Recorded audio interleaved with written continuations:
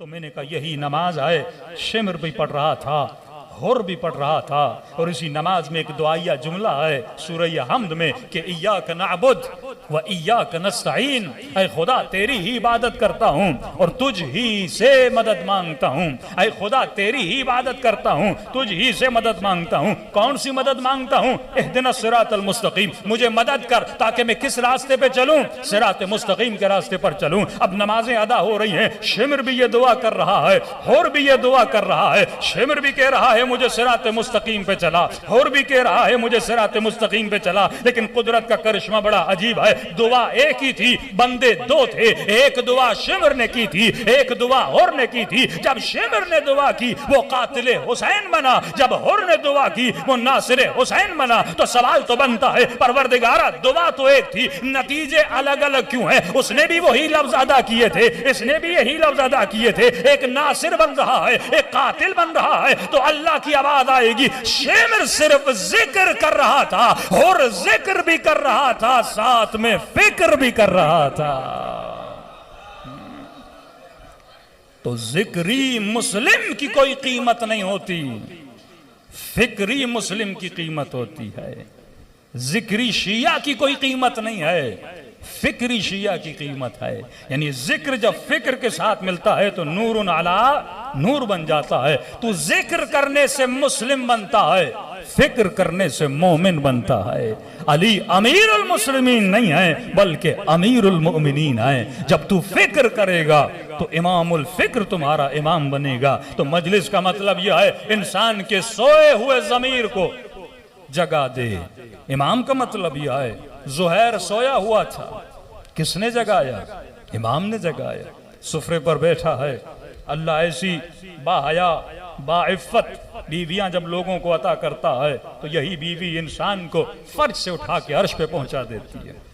लेकिन अगर ज़ौजा इफ़्फ़त वाली ना हो, हया वाली ना हो, तो बंदा अर्श पर भी हो फर्श पे आके गिर जाता है। सुफरे पे बैठा है, अभी लुकमा उठाया ही था, खेमे के दर से आवाज आई कि ज़ुहैर अना बरीदुल हुसैन, मैं हुसैन का पैगाम लेकर आया हूँ और तुझे हुसैन बुला रहे हैं। कहते लुकमा हाथ में, ज़ुहैर सोच रहा है करूँ तो क्या करूँ, क्योंकि पूरे सफर में गुलामों को कहा मेरा खेमा वहां लगाना जो मौला हुसैन से बहुत दूर हो, मैं नहीं चाहता कि मेरा सामना हो जाए फर्जंद ज़हरा के साथ। अब कहा कि हुसैन बुला रहे हैं, बुलावा आ गया, करे तो क्या करे।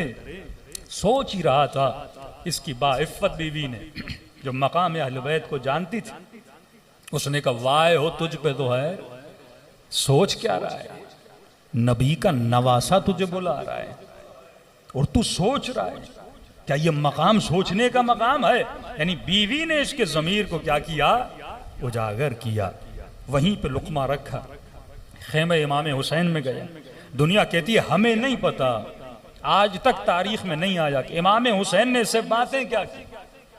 लेकिन उलमा फरमाते हैं, तारीख के लिखने वाले लिखते हैं, जब खेमे में गया था चेहरे की रंगत और थी, और जब खेमे से वापस आया तो इसका चेहरा नूरानी हो चुका था, इसका चेहरा खिल चुका था। उलमाए अखलाक फरमाते हैं इमाम का काम क्या है, इमाम करता क्या है। जब आप करबला जाते हो कौन सा असर लेकर आते हो?